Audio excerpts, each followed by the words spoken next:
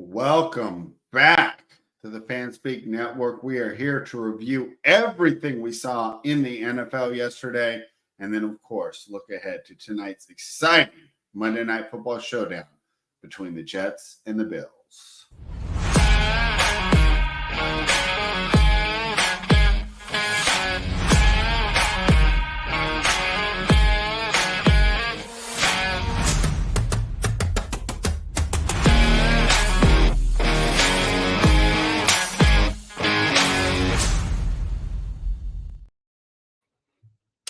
Fanspeak.com, the place to be for all your NFL information. Let's see. We had a same game parlay that we hit. If you check out Meg's page, you can see it. She was on Jaden Daniels, Lamar Jackson both over on their passing yards. Derrick Henry over 90 yards. Zach Ertz, 4+ receptions. Austin Eckler over 40 yards. That was on the FanSpeak Dub Club. $10 into 351. When you're shooting for those parlays, right, you just need to hit a couple and you're profitable for the whole year. So make sure you get involved with that Dub Club. Of course, that is paid for free. You can head on over to fanspeak.com. You will see Tyler and we went 2-1 yesterday.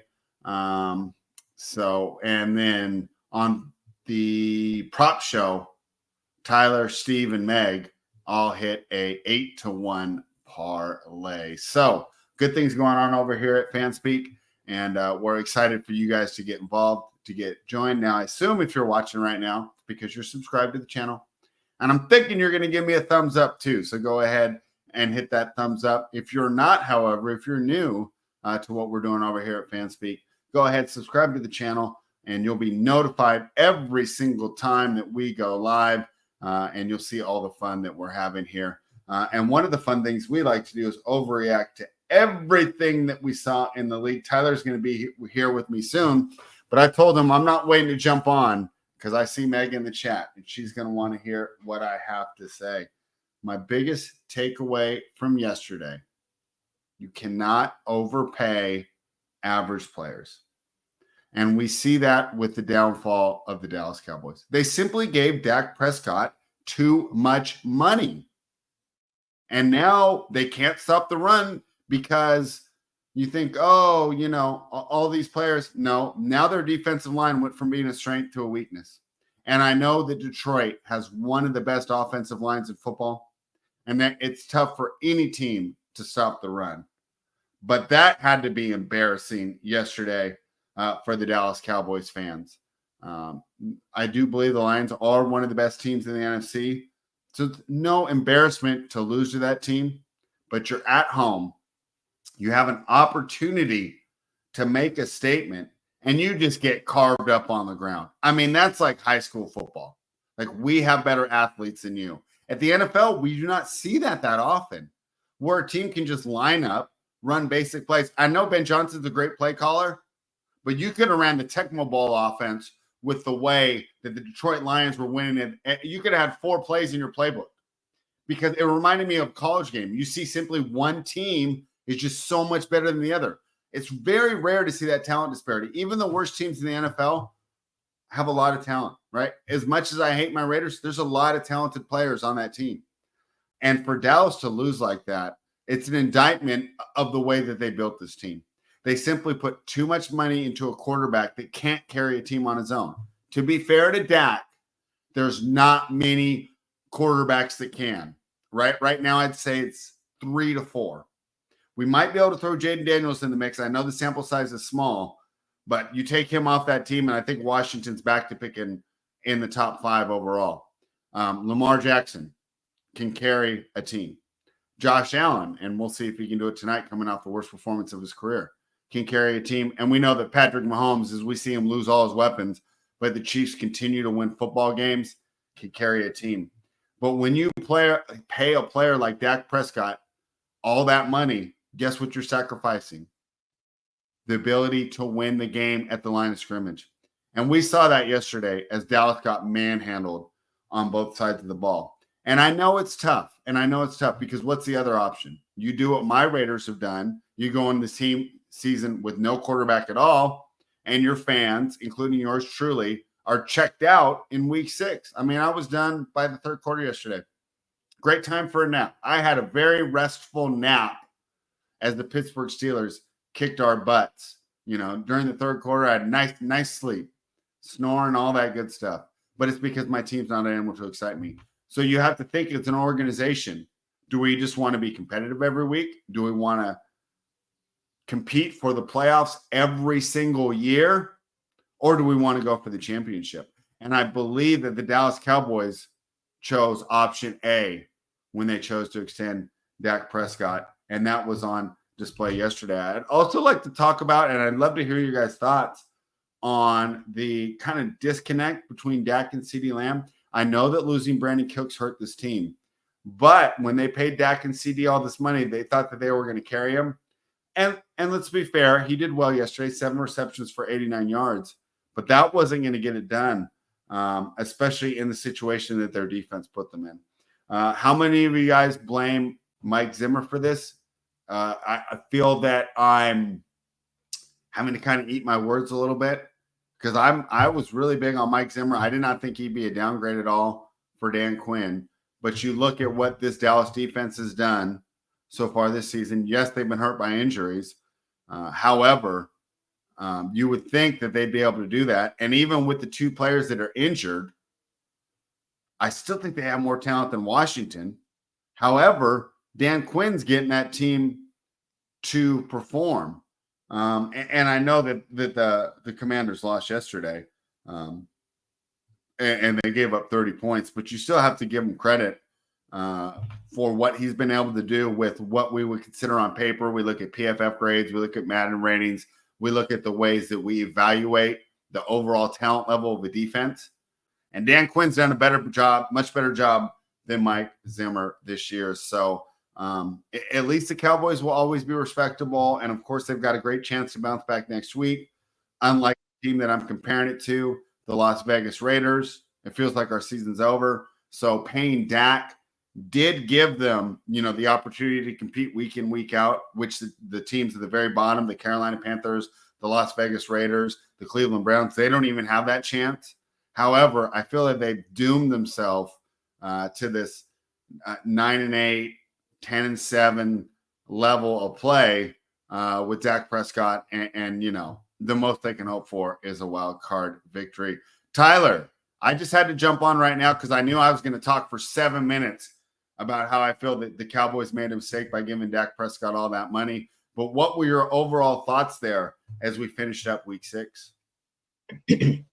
Yeah, I mean, it's getting cold over here on the East Coast, but our bets aren't getting cold spread. We're doing good there. We're winning. Detroit was an easy winner at -3. We could bet that all the way up to -20. I mean, they weren't messing around with the Cowboys yesterday. Yeah. They beat the hell out of them. I mean, you got to pay Dak. He's a top quarterback in the league. He's one of the top end guys. So do you, though? You gotta give him his money. Yes. Do you? Because you could have had 3 or 4 better players on the defensive line and maybe been able to stop the run. And really, is the level of production that he's giving you that hard to replace? Name me the guys that they could have kept that they lost, though. I can't do that off the top of my head because I don't know all the defensive linemen. I don't work for Pro Football Focus. But you have to admit that over the last 2 years, they've been forced to lose top players on the defensive line. I mean, I can look it up. I'll look it up right now while we're talking. They haven't lost anyone off that defensive line, really. Except for like Randy Gregory, who's like not all that good. He's not really that good. Yeah. All right. Well, maybe they could have added people. That's the real. They got old. That was the real problem. Okay, that could be fair. I also think and I'm going to use that as my excuse. Losing a player of Micah Parsons' caliber makes everybody look a lot worse. But here's the other question: if you don't pay him, are you basically just gunning to be that one team that happens every 20 years that wins a Super Bowl with a really good roster and an average quarterback? Because nobody else wins it unless you have an elite quarterback. It just feels like, I mean, how long did they re-sign him for? They've kind of pigeonholed themselves into losing the wild card for the next 3 years, which I guess as a Raiders fan, I guess I would take as compared to just being embarrassed every week. Probably, but things break right. They could easily win the division, be a top seed in the NFC, and have a shot. No. Yes. There's no world in which the Dallas Cowboys have a shot at the Super Bowl this season. Not this season, but I'm saying next season, injuries break their way. They over exceed expectations. They could easily be a top seed in the NFC again. I disagree, but of course, we'll have to look ahead to that. All right. Any other general thoughts that you have on the NFL before we break this down game by game? How much longer do I got to take to convince you that Green Bay is an elite team and one of the better teams in the NFC? What do you mean? I bet that with you. I didn't give you any pushback when we laid the 5. My projections had that at like 8. Spread. I'm trying to convince you to bet the Super Bowl, to bet his MVP, and you just don't want to join in with us. And they're down to 20-1. Let's see what his MVP is sitting at.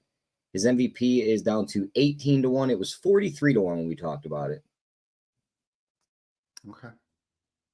Well, it's going to take you a little while longer. But I was all in on Green Bay last week, and that was another one of our winners. Let's go game by game, and then when we get to the afternoon slate of yesterday, you can go ahead and we can have our weekly Broncos debate. But let's start with what we saw Thursday night, because I haven't talked to you on air since then. We've talked off the air. But boy, was I disappointed, Tyler. I thought I was so smart, right? I'm channeling my inner sports keg. I waited for the Seahawks to go down. I got them at plus 6.5, right?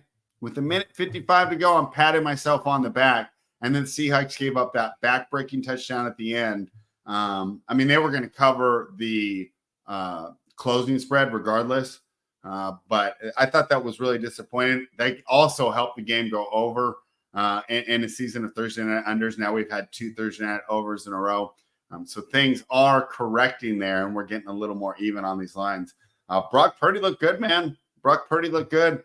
Are you ready to buy back in on the 49ers at 3-3? Do you think they've got a chance?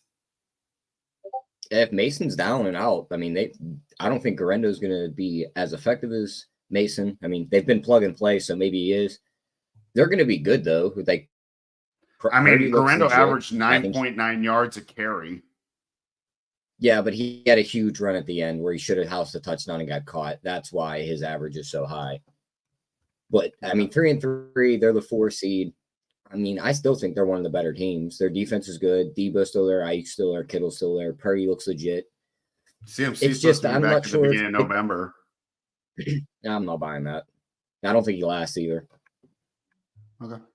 I'm not sure he has legs, Fred.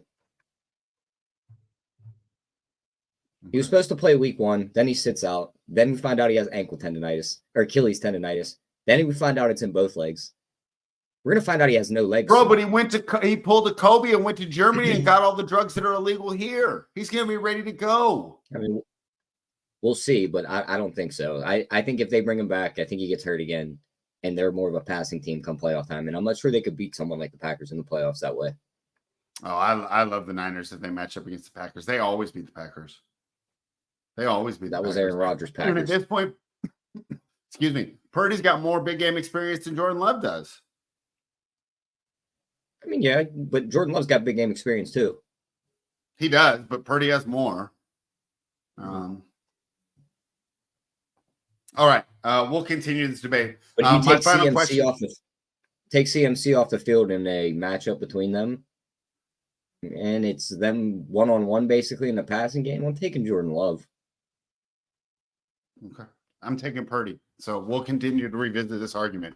And this is good because it's nice for us to disagree. Guys, if you don't know, I mean, we just jump on here and talk. We don't manufacture these disagreements. These are legit, and we agree sometimes. Since Wednesday.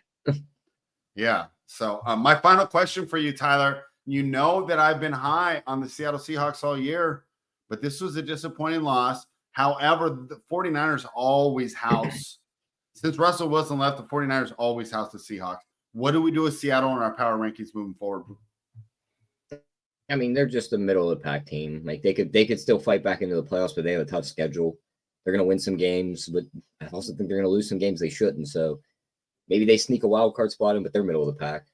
Gino's looking like how Gino has looked his whole career, except for that 1 year when he got all his money. So we're not going to downgrade them that much for the loss, though. They are who we thought they were. They're like slightly better than average. Yes. Okay.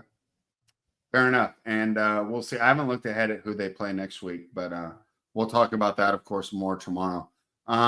Sunday morning, the Jacksonville Jaguars, 6:30 a.m. for me, 9:30 for you. I didn't see that much of it because I did have a family party in the morning. We had a nice little brunch. So I only watched 1/4 of it, but I felt like that was enough for me to take away that, number one, I know I want to hammer Trevor, and I feel like it's almost like a Prescott situation where they overpaid him and they're definitely going to suffer the consequences. But how many touchdowns is his receivers going to drop? I feel so stupid. Do you know how much Christian Kirk I have? Yeah, Christian Kirk, Gabe Davis dropping touchdowns. It's like once you get drafted by this team as a wide receiver, like you are just bound to drop touchdowns. Like even Brian Thomas, who's looked great, dropped a touchdown. So yeah, this isn't. They need to fire Doug Peterson. Like I know some, like it's not all his. And fault they either, will. I think it's because they have another week in London. Yeah, he won't make it back to America. Can't fire him. He's flying back. He's flying back Yeah. commercial. He's not flying with the team. Yeah, that's most likely the case. Although I think they play the Patriots next Sunday morning, so that's a good chance to get a win. Maybe that staves off his good chance to get a win. But if it's not a drubbing of a win where they just pound the Patriots, then I still think he gets fired. Okay. What do you think of Chicago Bears? They looked good, but I don't know how much you can take away from it when it's the Jags. Like the Jags are they're the dumpster fire of the league right now. All right, I'm going to tell you the positives that I saw. Number one of the reasons we did like the Jaguars, if you're making an argument for the Jaguars, they were much more used to that situation of being overseas. So it was a tough situation for a rookie quarterback. And I think that Caleb Williams has gotten better every week. I think he's adjusted to the NFL well. And I know we want to hammer on coaching and we never want to give them credit. I think the Chicago Bears have done a good job with that offensive line. They're playing better as the season progresses. Remember how bad he was getting beat up at the beginning? I still think went from like sucks though. Yeah, I do too.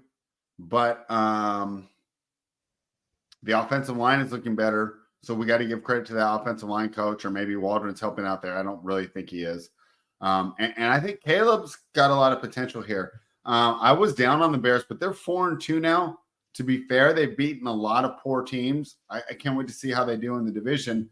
But if you're a Bears fan, man, you got to be feeling good about the future. Even if this year they don't make the playoffs or they kind of regress a little bit, you got to be excited about what they're building here. What did you think about Caleb Williams, who threw for 4 TDs on Sunday morning? Yeah, he looked good. I think he's doing it to the betterment of his OC, because I think his OC is absolutely terrible. So I think it's more Caleb than the game plan. He's actually out there making plays. But I think they're going to miss out on the playoffs. I think they could win 10 games and miss out on the playoffs. Like, talk about being tough in the worst division. spot possible. Yeah. Tough division. You got the Packers ahead of you. You got the Lions. And Minnesota's undefeated still, so that's another problem for you. And right now, the Lions and the Packers hold 2 of the 3 wild card spots, and the Buccaneers have the other one. I'm not sure the Bears beat any of those 3 teams out, so they could win as many games and just never get into that playoff picture. But let one team slip up, and they will be the team that jumps in. Yeah, and regardless, they've been a joke of a franchise for so long. They have to be excited. It just feels like this franchise is moving in the right direction, regardless of what happens to end. Well, of course, Caleb needs to continue to improve, but from what we've seen so far, you just want, if you hit on that pick and you have a good quarterback to build your team around, it makes everything so much better. Tyler, we touched on it a little bit earlier, but one of the easiest bets of the morning for us was the Packers game. Never in doubt. And Kyler Murray's tough to build around, man. From what I heard listening to national media, that starting to get some pushback in the locker room. He's not taking accountability, kind of an NBA attitude, which does not work in the NFL. So we've said what we think about the Packers. Obviously, they're going to be very good. You and I have disagreements on how far they're going to go, but they're definitely a playoff team. I believe we have them rated correctly. I mean, I had that as one of the biggest edges on the board this week. So I feel like we've done a good job of them. My question for you is, what do we do with the Arizona Cardinals? I mean, they're a little lower than average, I'd say, but their offense could be elite at any moment. Like they could instantly drop 40 on a team and it wouldn't surprise us. So they're just a team that I don't think makes the playoffs, but I think they could be a team that just upsets a couple teams here and there, like they did Sanford a few weeks ago. Yeah. All right. Well, we'll continue to do that. So you think that we have the Cardinals rated properly and we just keep it moving? Yeah. Yeah. And at least even though Kyler, I don't think gives them a chance to really be a team that could win to make it to the Super Bowl. At least he's fun to watch. So the Cardinals fans got that going for him. But I don't know. I don't really expect a lot out of this team, and I wonder how long this experiment is going to continue, especially if what I'm hearing is true and that his teammates are kind of getting tired of him not taking accountability for his shortcomings.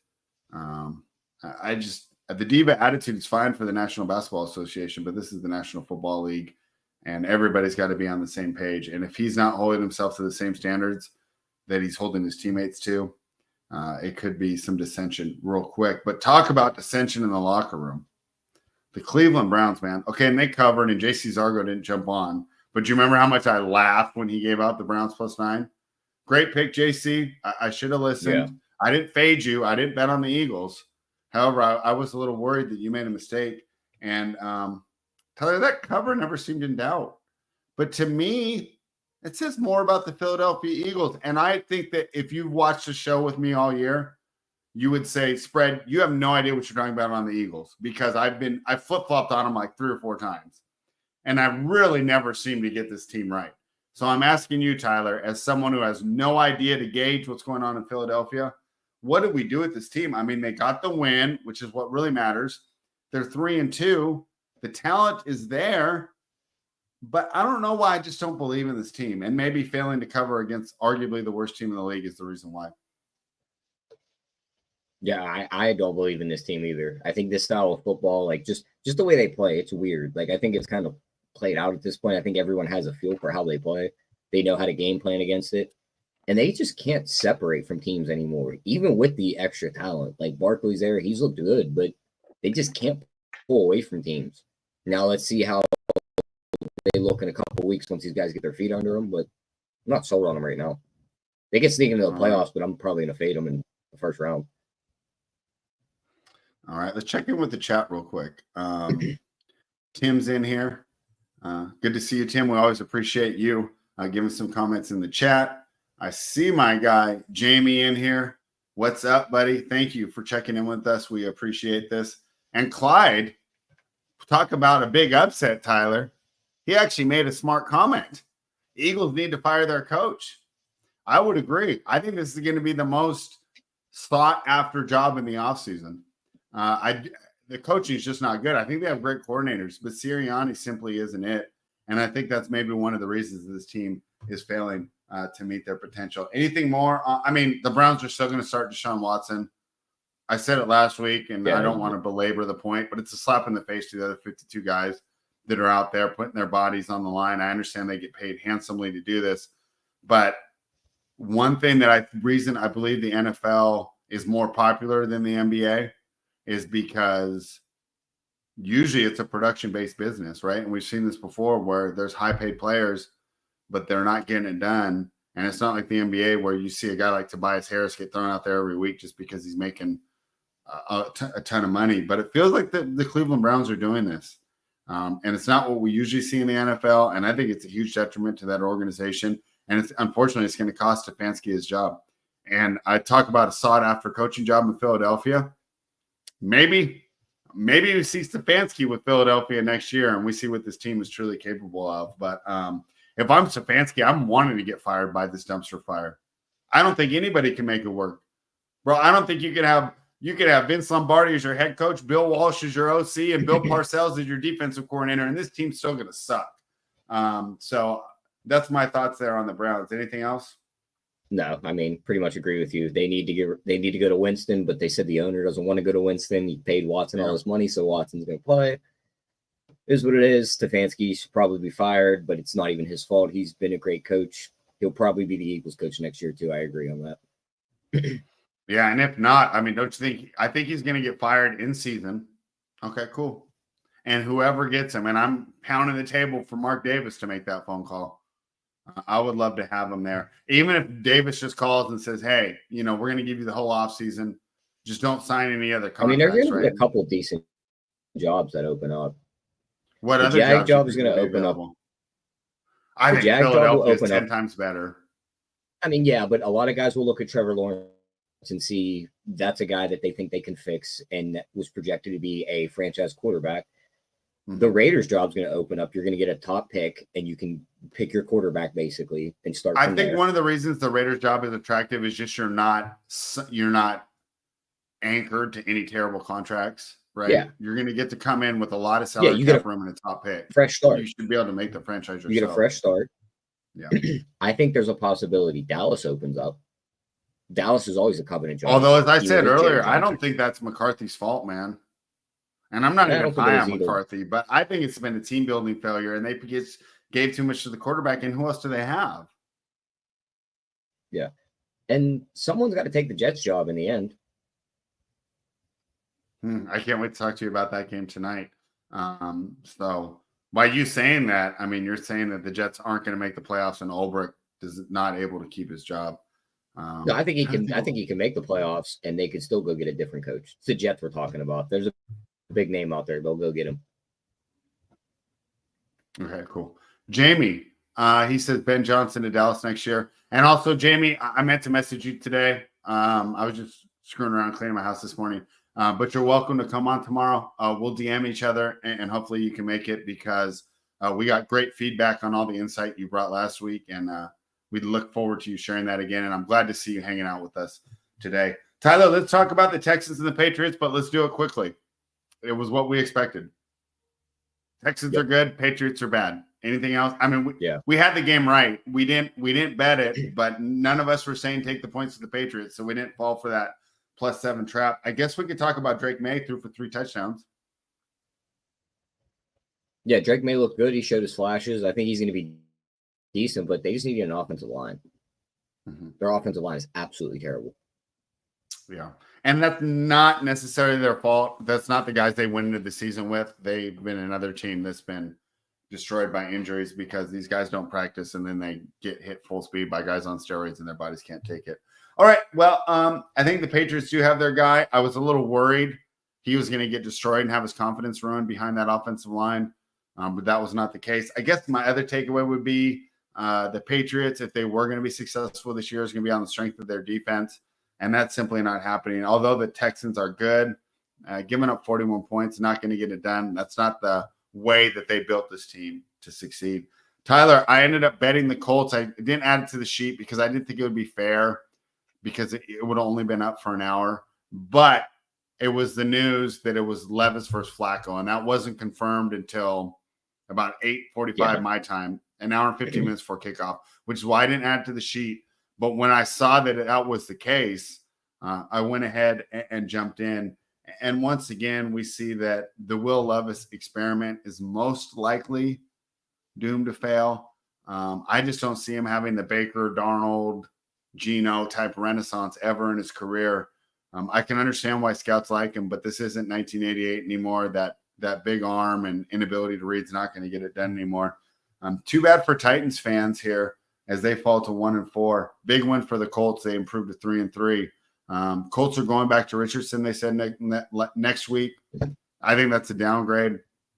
And we talk about losing the locker room. I wonder if the other players in the locker room feel that as well. However, at least Richardson, I think, has showed more potential than Levis. I could imagine him being a good player one day.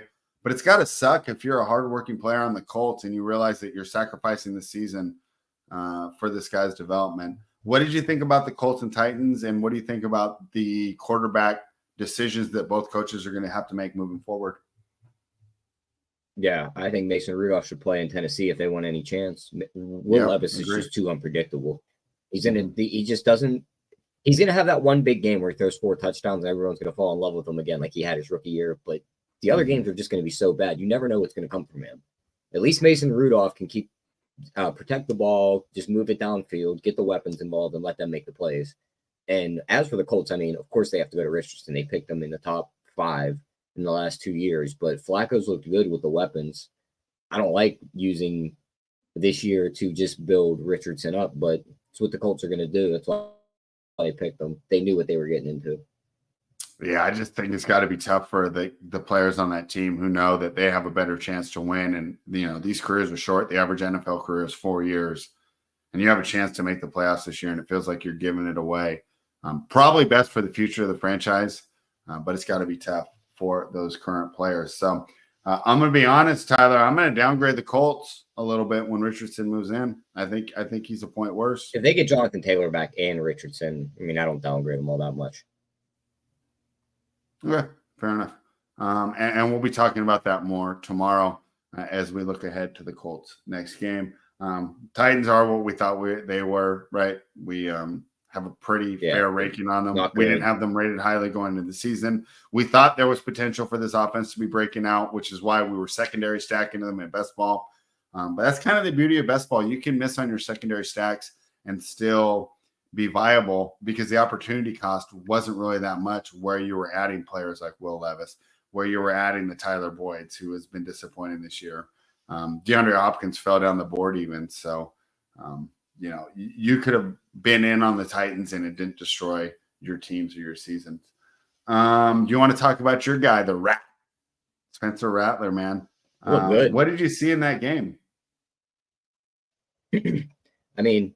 Baker's a gunslinger. Like, he just slings the ball and just lives or dies. There's 4 touchdowns, there's 3 interceptions.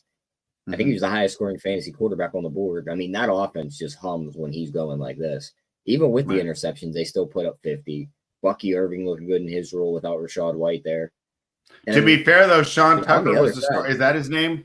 Was the story, and it destroyed our Bucky Irving. He did catch the 2 touchdowns, Caught the one super late in the game that helped. I think I won somebody the Millie Maker in DFS. Some guy magically time traveled to know Sean Tucker was scoring 2 touchdowns. But as for the Saints, I don't think Rattler looked bad at all. I thought he looked pretty good. Olave goes down early in the game, so you lose your best weapon. He goes to the other rookie, Bub Means, for a touchdown. Works the ball to Shaheed. Works it down the field with Kamara running the ball. For his first game, I don't think he looked bad. What did you think? Yeah, I thought he was fine, and it's kind of like makes the normal rookie mistakes. Yeah, it's kind of like the Colts situation. It's almost like if you're going to start him, kind of realize you're giving up on this year, but maybe. And supposedly there's a chance this guy develops. Pardon? Supposedly they were really high on him coming out of preseason because when Carr went down, everyone thought they were going to Hayner. They announced they're going to Rattler. And then right before all the games kick off, the thing comes out from Underdog that says they're already looking forward to starting him the next 3 to 4 weeks while Carr's hurt. So they weren't even giving him a short leash. They said this is his team to go. So we'll see how this plays out. And there's a chance he just keeps the job the rest of the season. If they continue to lose, there'll be no reason to throw Carr back out there and get a bunch of wins. If they do believe in him, this is a stacked draft, and we know that quarterbacks get overdrafted. So if you're drafting high, you're going to have an opportunity at an excellent skill position player. Huge year for edge rushers. Wide receivers are flush again. A lot of opportunities if you don't feel like you need to spend it on the quarterback. So I wouldn't be surprised. And let's be fair, that he's not the reason they lost that game. I've been saying the Saints defense is really good all year, and they gave up 51 points. Doesn't matter who the quarterback is. Smashed. Patrick Mahomes isn't. 51. That's the reason they lost. That's where this team was built. This team was built to be a defense-first team, and Carr was just supposed to do what he needed to do. They were supposed to establish and run, all that good stuff. It's not his reason. It's not his fault that they lost. And now at 2-4, you got to think that they might just be going for development for the rest of the year, because unlike the Colts, I don't believe you're giving up serious playoff considerations by choosing for development. So talk about no, not at all. Yeah, and you want to talk about a line that I think was close? Commanders closed at +6.5. The game lands on 7. That was the game that Meg and the team hit the same game parlay available over on Dub Club for, as they had both Jaden and Lamar going over their passing yards. They nailed the script perfectly here. They were able to get it done, and you got to give the odds makers credit. It was +6.5, lands on 7. Feels like everybody projected this game pretty closely. Derrick Henry continues to be the best running back in fantasy football, and Lamar Jackson continues to be an elite quarterback. One thing I'll admit that I was wrong on during the offseason, Tyler, if you watched my DraftKings shows, I thought that Mark Andrews was going to eat into Zay Flowers' targets. Not the case. Zay Flowers has continued to improve. Andrews suffering the effects of time, and Zay Flowers has taken over as the top target there for Lamar Jackson. And I felt that he was key and crucial in the win that they got over the Washington Commanders. However, if you're Meg, if you're Andrew, if you're Steve, if you're the rest of the FanSpeak Commanders fans team, I think that you have to feel good about this loss. I feel that what you didn't want was a 51-27 loss, right? Played tough. Your rookie quarterback looked good against a good defense, and you're still 4-2, and you lost to one of the best teams in the NFL. I think the Commanders fans, although they have to be disappointed they lost, at least they lost in a respectable fashion. I'm not doing anything with either one of those teams. We had this game rated as a stay away because we projected it just about right. So it feels like our ratings were right for both teams. What did you think about the Commanders? Yeah, Commanders looked a lot better than I thought they would. I thought they were getting blown out this game. They were able to fight well with Baltimore, even with Baltimore running the ball very well. Their defense has looked a lot better over the last couple of weeks. I know they just lost Jonathan Allen probably for the rest of the year with a pec injury. That's going to be big, but interested to see how it plays out in the next couple of weeks. The offense is just going to keep humming, though. I mean, Jaden Daniels looks great. I think he's over minus 200 to win the Rookie of the Year already. So if you had them 6-1 tickets at the beginning of the year, I mean, probably start counting your money unless he gets hurt. So this team, they're going to make the playoffs, like I've been saying. I think there's a chance that they still win the division because I don't trust the Eagles. I don't trust the Cowboys. The Giants are poop. And that's pretty much it. So Commanders are making the playoff spread. All right. And that's a great story. And for fans like me of the Las Vegas Raiders, it's cool to see a turnaround happen. One thing, don't go wasting money betting Jaden Daniels MVP at 10-1. He's not winning that award. I agree with you there. See, guys, we agree. We don't argue about everything. And Tyler, since I gave a shout out to the chat, they went quiet. Guys, keep talking. Fanspeak.com, give us the thumbs up. Let's go to the afternoon slate. Tyler, I got to take my L, but I want to also make an excuse. I knew we were screwed when Patrick Surtain went out. The defense was a big part of my handicap. No. Yes.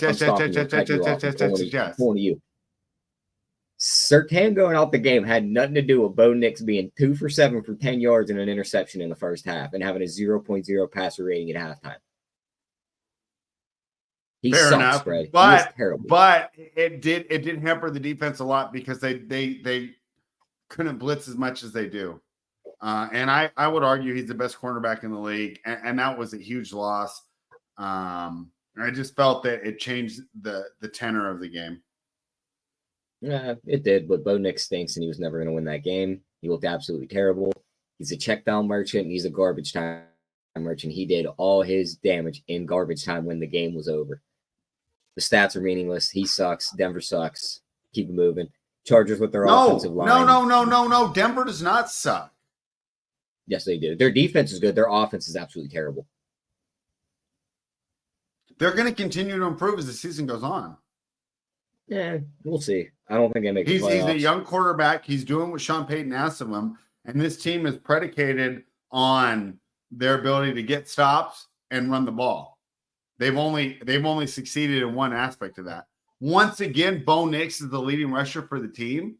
You can't blame him on that. You're right. He is a check down merchant. To be fair, a majority of the league is now with this new too high safety, and they're simply not letting players go deep anymore. So yes, he's a check down merchant, but so are 20 other quarterbacks in the league. That's not the issue. The issue is, where's Javonte Williams? Where's my darling Jaleel McLaughlin? Where's rookie Audric Estime? This team cannot run the ball, and that's, I think, the real problems of their offense. I think that we all knew that Nix was a limited quarterback.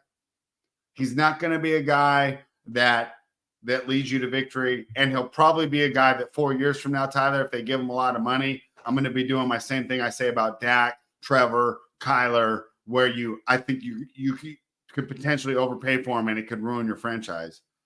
But I don't think he was the issue yesterday. You have to be able to run the football for the way that they're planning to play, and they simply can't do that.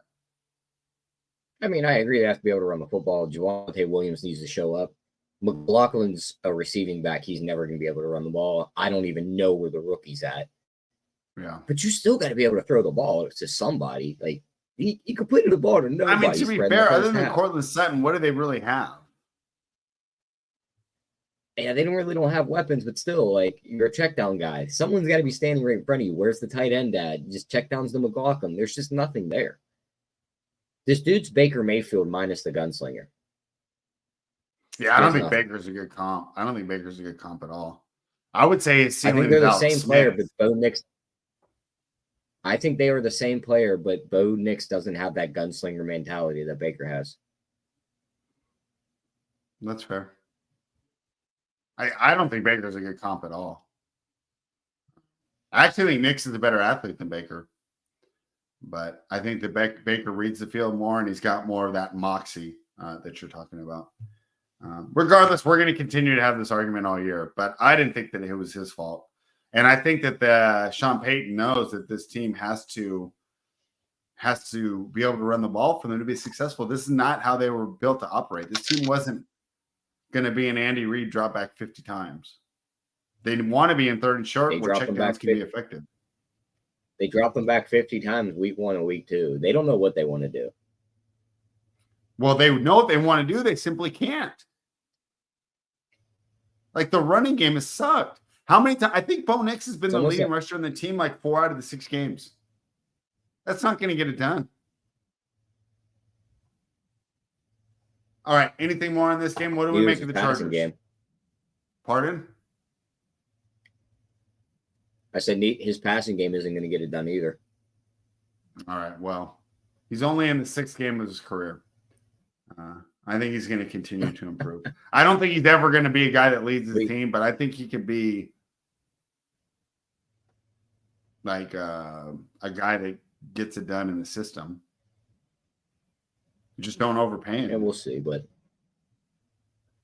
as for the Chargers, I mean, with their offensive line back intact, they looked good. They were able to run the ball again. Rookie Vidal got involved, caught a little 30-yard touchdown for us. Their defense, when healthy, they've gotten a lot of takeaways. I think they have an interception every week. They've been able to stop the run. They've been able to stop the pass. They're one of the top units in the league right now when healthy. As long as these guys stay healthy, they are going to be a tough team to beat, and I think they make the playoffs as a wild card. Yeah, we'll see. They are 3-2 now, and for how much they've been banged up, you got to give Harbaugh credit for it. However, I just don't trust this team to stay healthy. These overreactions are brought to you by fanspeak.com. Please subscribe to the channel. Give a thumbs up. This is the Fanspeak Network. Tyler, we probably should have bet your team. Why did we not bet Pittsburgh again? This was just a weird game. I mean, it didn't look like they were going to cover until the second half. You guys were good. We suck. I can't believe we left this off our phone. Tomlin is a favorite on the road. Just isn't. We did. We were the crowd. I mean, yeah. My aunt went to the game, so she texted us a picture of it, and you could just see all the yellow in the crowd. Yeah, it was a road game for the Raiders. They looked halfway decent in the second half. Fields still has problems throwing the ball in the middle of the field. I think you guys screwed yourself out of 7 points rushing that play after that guy went down at the goal line. I think he was in. If they would have reviewed that and looked down on that play, I think he was in for 7. They rushed the play and they fumbled. The Raiders, perfect way to go out that. But, I mean, we're 4-2. The defense looks all right. But we're missing a lot. Like, I don't know if you noticed in the first half, you guys kept going to the left side of the field and staying away from Watt. Alex Highsmith was out. Herbig was out. We were on our 3rd stringer pass rusher on that side. Nobody was able to set the edge. And then all of a sudden, the Raiders said, we're going to go to the right side of the field where Cam Hayward and TJ Watt are at. Ensuing 2 fumbles, couldn't move the ball at that point, and the Steelers were able to pull away. Najee had a big run. That was good to see, but I still think he's out at the end of the year. And they finally got Pickens involved a little bit. Yeah, I wouldn't pay Najee either. I mean, there's nothing spectacular about him. He's a good player. No. But that's it. And not like you can't find that type of production in the draft. Yeah, you just go draft a kid You out can of probably Boise get that State, production from run a him into fourth round the- pick of a guy that I don't know, but you know what I'm saying. I'm trying to think of what other takeaways I had. Oh, I wanted to know from a Steelers fan's perspective. I thought that Pickens might be in line for a big day coming off the performance last week where everybody called him out for not trying hard. What did you see from George Pickens? He had a couple big drops and was it kind of a quiet day for him overall. I think the only reason we're not talking about it is it didn't matter because the team put up 32 points and they got an easy win. Yeah, he had a very quiet day when the game was close. Once the game was out of hand, they had the couple plays at the end. They tried to just get him the ball. He caught the one at the 5, and you could tell they were trying to get him the touchdown because on the ensuing 1st and goal, Justin Fields goes play action and throws George Pickens a fade. He drops it again in the end zone. So they're just trying to keep him happy at this point. I mean, they really don't use him in game outside of those sideline throws where he's got to make a spectacular catch or it's a drop. So I think they need to get him more To be involved. fair, in the he's middle of the not field. really that good at getting separation either. No, but I've seen him take slants to the house on plays. Like, get him in the middle of the field. I know that probably has more to do with Fields not being able to throw to the middle of the field, but they got to open something up on that offense. Yeah. I mean, don't the Like, we Steelers got just the look 30 like they're destined we got for the another 30, 9-8? They're going to be 9-8 Yeah. and they're going to lose in the wild card, right? I mean, Yeah, like we got the 30 points, but like that might be the only game we get to 30 points all year. yeah. And for a Raiders team that was supposedly going to be hang its hat on its defense, you know, that was obviously disappointing there. What do you think of Aiden I will O'Connell? say one thing about your I was going to say I will say one thing about your 25th power ranked quarterback from last year, Mr. Aiden O'Connell. Mhm. He didn't look half bad. I think he looks better than Minshew. At least he plays with purpose. Yeah. He's not running around. Yeah, he doesn't looked better. He doesn't get. It's just what is he doing out there without Devontae Adams? It's Brock Bowers and Trey Tucker. I mean, I don't know. Yeah, and they Trey can't I don't run. think Trey Tucker caught a ball. Yeah, Trey Tucker and they didn't catch a can't run the ball. It was ball. all Brock Bowers, Yeah. Harrison Bryant, and I forget even what his last name was. The guy It was that a caught the DJ. touchdown for you guys spread. Yeah, No, it wasn't DJ Turner. It was a different guy. They didn't even have a graphic for him when he scored the touchdown. They just kept playing on the TV. Like, you know how it'll come up touchdown with their name? There wasn't one. yeah. That's how no name. And with Pierce not being able to, the reason I wanted Pierce is I was hoping he would be like Tomlin and get these egos and these divas in check. But with Devontae quitting on the team, what's the offense really going to do? Yeah, and they have below average offensive line. And with Devontae out of there, won't you say we have the worst receiving core in the league? With Devontae and Jacoby Myers out of there, you guys have the worst receiving core in the league. Yeah, I mean, it's just pathetic. But I don't know. Maybe we get a top pick and we don't have to give up a bunch of draft picks in order to get a Shedeur Sanders. Quarterback. That I'm hoping. Yeah, and hopefully it's Shedeur Sanders. I don't really Cam Ward I'll take, but he feels more like a project. Tyler, I didn't watch Falcons and Panthers at all. Whoop-de-doo. Panthers suck. Falcons won. Anything? Yeah, I mean, it was a little closer than I expected. I mean, I don't think the more I watch they won by 18. What'd you expect? But watching the game a little bit, it was a lot closer than you expected. Like, okay, I don't think the Panthers did well. So. I think they should have got blown up. Atlanta can't really get pressure on quarterbacks, so they literally have to just play on their secondary. So they're going to give up a lot of points. Bijan finally showed up, scored some fantasy points, scored 2 touchdowns. London got involved. Pitts got involved. They're the second seed in the NFC, but I'm not 100% sold they're a Super Bowl contender. I don't think so either, but at least they're fun to watch. I mean, who was that guy last year? What was his name? Desmond Ridder? You mean the guy that's door dashing right now, Desmond Ridder? Yeah. You know, at least they're fun to watch and they're taking advantage of the talent they do have. You know, if you're Drake London's agent, you got to be happy. And you're right. This team's a pass rusher away from really being a force in the NFC. But, you know, unfortunately, I just don't think that defensive line is good enough. And they have a great secondary too, but a lot of pressure on them because they're having to stay in coverage for a long time. We already talked about the Lions and the Cowboys. Do we want to talk about that anymore? I mean, you guys know what I think about that. Yeah. Lions are the Lions stock up, Cowboys stock down. Yeah. Yeah. Man. I don't know how much higher the Lions stock can go. Man. Yeah. I don't know how much higher the Lions stock can go. Yeah. Yeah. Man. I don't know how much higher the Lions stock can go. Yeah. Yeah. Man. I don't know how much higher the Lions stock can go. Yeah. Yeah. Man. I don't know how much higher the Lions stock can go. Yeah. Yeah. Yeah, but okay. Oh, one thing we do need to talk about that game. Aiden Hutchinson announced right before we jumped on out for the year. And Yeah, listening to the national media, Did you they see said yes. Well, kind of. They didn't show the replay, so it was bad. well, you could see it on Twitter. It's not. It looks like one of those UFC kicks I where didn't their see it shins on break. Twitter. Yeah, it's So disgusting. he's done for a while. And listening to the national media podcast this morning, they were saying the team felt the loss and that for winning by how many was it? 38 points or whatever it was, that the locker room was not how you expected. They kind of had a somber mood in there, like they lost. So that's really too bad, as he was a legitimate defensive player of the year candidate. I know going into the game, he had more sacks than 3 or 4 teams in the NFL. But I still think that the Lions have a great chance, and they're probably my Super Bowl favorite right now. Tyler, I had the points with the Giants, man, and that didn't go well for me.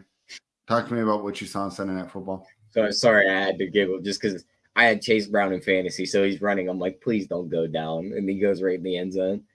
Yeah, I had Chase Brown too. That was cool, but whatever. Yeah, I mean, it was to be completely honest, I turned the game off at halftime. The game absolutely sucked. It was a boring game. My buddy said that too, Burrow, but I thought it was cool. I mean, at least if you had the points, the Giants had a chance to cover the whole game. It wasn't like the Cowboys-Lions game. And in fact, there was a 4th down with about 6 minutes to go that if the Giants would have converted, I think they would have covered for sure. So I thought it was a cool game. My main takeaway was that guy that came back, DJ Hill or BJ Hill or whatever his name was. That guy made the defense 10 times better. Yeah, they had 2 nose tackles come back, so they are able to plug the run now. Their defense is going to look a little better. They're going to start to win game spread. They're going to start to fly back up these standings, and all 3 of the wild card spots are still wide open in the AFC. Like, could we see the Steelers falling out? Yes, with the way their schedules is towards the end. Yes, they can fall out. The Chargers are holding the 6th seed. Could injuries plague them like always and they fall out? Most likely. The Colts are 7. The Colts are 7, and Anthony Richardson's coming back. We don't know what's going to happen. Cincinnati's way better than Indianapolis. And here's the teams ahead of Cincinnati waiting in the wings. The Broncos, I think the Bengals would beat them out. The Jets, they could be one of the teams that goes up into those standings. I think the Bengals are way Dolphins. Better than the Jets. The Dolphins, I want to count them out, but if Tua comes back, they're not counted out. And then the Raiders. The Raiders, they don't got a shot against. Don't even bring that up. All right. Yeah. It's a good win by the Bengals, and it's good to see their defense come back.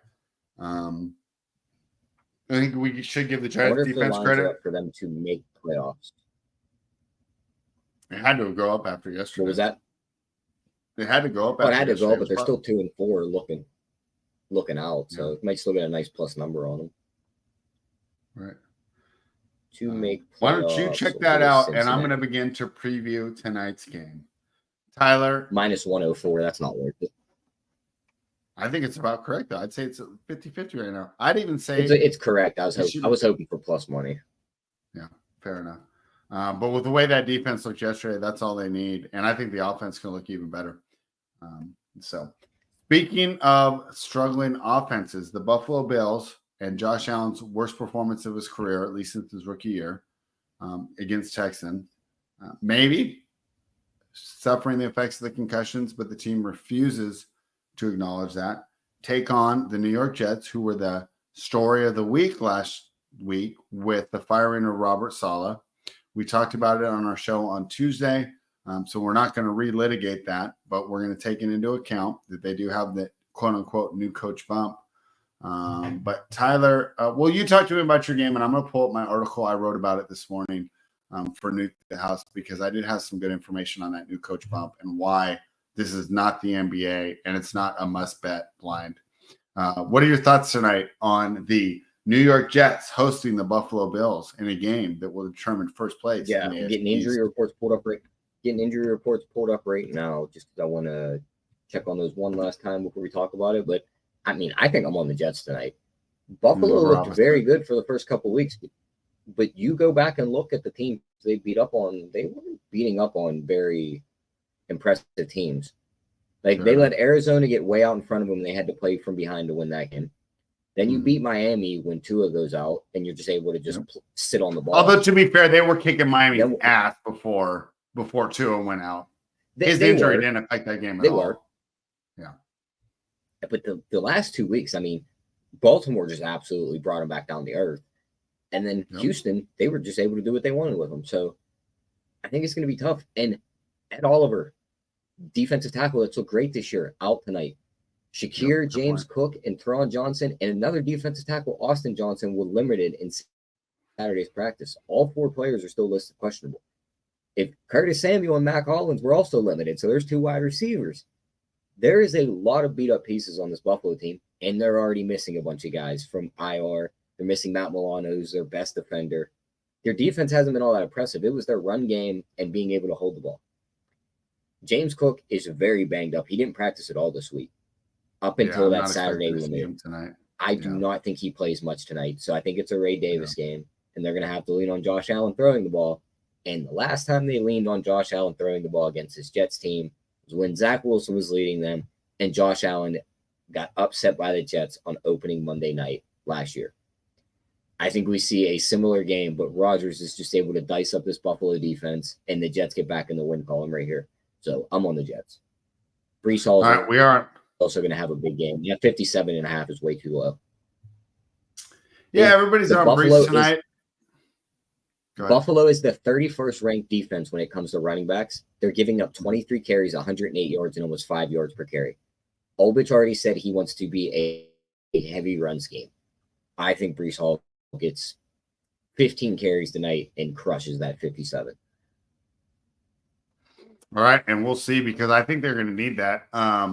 We've argued before, but I think that Aaron Rodgers is way past his prime, and another one, I don't want to see him dropping back 50 times if I'm a Jets fan. So I think that you're right. That's the key to the game. When I wrote about it this morning, I said that the key matchup was the Jets offensive line versus the Bills defensive line. I want to throw this stat out here, however, for the new coach bump. Slight edge. Since 2003, you replace your head coach midseason, 22-16 against the spread, so slight edge, 17-21 straight up, which I do think is important since this game is essentially lined as pick the winner. So this isn't the NBA, Tyler, where I believe if you were to run the same SDQL query, it's close to 70% on the new coach in the NBA. So I don't think that we'll get the same new coach bump here. My other consideration is I wonder how many players on that team are pissed that Rodgers got their guy fired. I don't think Saleh was unpopular in the locker room. And it's not that I'm saying they're not going to give 100%, but I'm just saying maybe that takes away from the new coach bump a little bit. You mentioned a bunch of injuries. And of course, 2 of them really stand out to me. And that's Ed Oliver and Khalil Shakir. We saw that. I don't think it's any coincidence that Josh Allen's worst game this season came when Shakir was on the sideline. During the summer, our huge best ball debate was Shakir versus Samuel. And there was actually some late steam there on Curtis Samuel, but that has not been the case at all. Shakir is clearly the number 1 target there, and that hurts the Buffalo Bills offense a lot. Let me see, what else do we have when we're talking about this game? I guess when it comes down to it, I'm just taking Josh Allen over Aaron Rodgers. I think a lot of these things. I don't think that's how this game plays out tonight, though. And that's fair enough, because if you don't believe that, then it's easy to be on the other side. And there's a reason why this game's line is a pick 'em. So tell me why you don't think that the game plays out for that, because obviously my handicap is really simplistic. So tell me why you think that I'm kind of not thinking about this enough. I mean, they're missing Ed Oliver, who's been a great run stopper. If Austin Johnson also misses, that's our 2 starting defensive tackles. Right. Matt Milano's been gone the entire year, who was the key run stopper in the middle as the linebacker. So teams really haven't been able to run the ball on them because they've been playing ahead, except for the 2 games that they've just gotten blown out in. I think that the Jets are able to run the ball with Brees Hall and Allen. they're the team that's able to keep Josh Allen off the field. And when Josh Allen is on the field, if James Cook isn't his self and he's not able to run the ball, it's going to be all on Josh Allen. And if, depending on how quick they're to go to Ray Davis, Josh Allen's going to have to throw the ball more. They haven't been letting him throw the ball that much because we know what happens when he does that spread. He throws interceptions. So I think that there's some turnovers here, giving the Jets free chances at points. And I think they get those points. And these are all great points. And I do think this is a tough game to handicap. But my one counter to you is that when I do make this Bills pick, if my team falls behind by 10, I'm not ripping the ticket up. I don't feel like the Jets can play from behind. So, and of course, this will be a fun game to live bet. I think you got to really watch the line of scrimmage when the Jets have the ball early in the game. If they're not able to establish the run, it's going to be a long night. Another thing, everybody's celebrating the loss of Nathaniel Hackett. And hey, he's not very good. It was probably the right move. However, you replace them with Todd Downing, who has also been terrible throughout his career and never been successful as an offensive coordinator. So when I wrote this morning, my analogy was it's like choosing to go to McDonald's instead of Taco Bell. I mean, it's not like you've really upgraded. You're still getting the bottom of the barrel, the cheapest stuff, the worst stuff, the least healthy stuff. If you guys don't know, I don't like fast food. So that's just another reason why I do like this Bills game. However, if you're right, and the Jets win tonight, I'm not going to be too surprised when we're doing our show tomorrow. Do you have props for tonight? Do you have any other ways that you're looking at? Do you have thoughts on the total? Clyde took under 42. What do you think of that pick? And what are some other things that you're thinking about in this game? Yeah, I don't hate the under here. I mean, I could see this being a low-scoring game. I love the Brees Hall over 57.5. Beyond that, maybe alt that up to about 80. Probably going to be on Josh Allen's interception. Might wait to see if I can get a live number on that and see if I can get it plus money. Also going to be on Brees' touchdown prop and then the Jets money line, of course. But that's probably going to be it for me. Yeah, Brees Hall fantasy owners have been waiting all year for him to have a big game. Maybe this is the night. Let's jump in and see what Meg's saying. Meg says, but Josh Allen is banged up. He was concussed last week, and he's playing through other injuries. That's a good point. But, Meg, my counter, Aaron Rodgers is banged up too. His ankle was not looking good in that game against, who did they play last week overseas where they lost? Was that the Minnesota? Vikings? Yeah. He was banged up again, and he was hurt going into that game. So I'd say that both quarterbacks are banged up, and we'll see how that concussion works. Some guys, they bounce right back, the boxer style. And then other guys like Malik Neighbors, I mean, I wonder how bad his concussion is for him to be missing another week. So fair enough, Meg, on the roulette, but I would just counter that both quarterbacks are banged up, and I'll take the young athletic one against the old peyote taking one. Another point that she makes, and this one I can't counterpoint you, Meg. I mean, I just got to eat the L here. Bills stink against the run with Oliver, and they're missing their top two defensive tackles. So I think that your second point is a lot more valid, but your first point does have some validity. And, I think something to consider when, I was basing my handicap off the quarterback advantage, which quarterback are we going to get, right? Because you're absolutely right. If he is still feeling the effects of that concussion and not 100%, my handicap goes out the window, and Tyler's going to be victory lapping on me tomorrow. So great points made by all, and I think that's why this is a fun game tonight, right? Last night's game was cool, but I know a lot of people that turned it off, Tyler, and I think that also starts when you have the 6:30 a.m. game or the 9:30 for you East Coast people. A lot of people have been watching over 10 hours of football at that point, right? Even the best activities, right? Even eating steak every night, you can get tired of it. So maybe a lot of people burn out. But I'm excited for this matchup tonight, and I think it's going to be a great game and answer a lot of questions about both teams. So my final question, Meg says, I'm with Tyler. What a surprise. Someone in the chat is Team Tyler. The whole chat's Team Tyler. Meg, I'm used to it. Me against the world, bumps from Tupac. Tyler, my final question for you about tonight's game, though. Let's just say I am right, because you have to admit that there is a possibility that the Bills could win tonight. How much is the New York media going to melt down tomorrow, bro? It's going to be a dumpster fire. And that's not a kind place to be unsuccessful. So I think that's something to keep in mind. It feels like there's a lot more pressure on New York to get the win here, because it's going to be a full alarm if they don't get the win. Feels like a must-win situation. Oh, final stat I like to throw out there: Josh Allen has never lost 3 games in a row as the quarterback of the Buffalo Bills. So tonight would be his first 3-game losing streak in his career. Yeah, there is a first for everything. So, all right. Well, this was fun, Tyler. I'm going to message Jamie. Hopefully we get him involved tomorrow. We will be back tomorrow at the same time, and we're going to look ahead to next week. Before you sign off, I got a same game parlay for tonight's games, Fred. Please do. People are here to hear you talk, Tyler. As much as I talk, they're here to see you.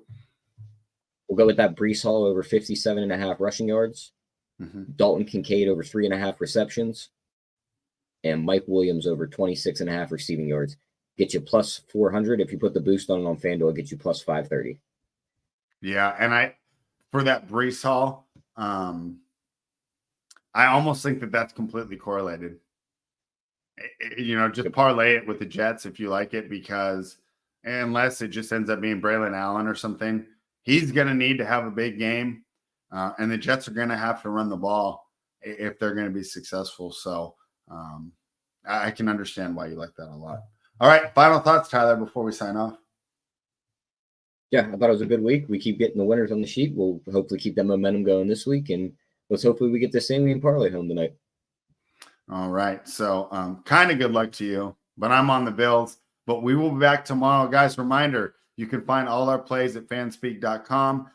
Make sure you head on over there. If you're not already, subscribe to this channel for the great fantasy football content that we're putting out. But tomorrow, we're back to the betting streets. Join us. Fanspeak.com. Dang it, I didn't have the video queued up. Let's try this one more time. Join us tomorrow.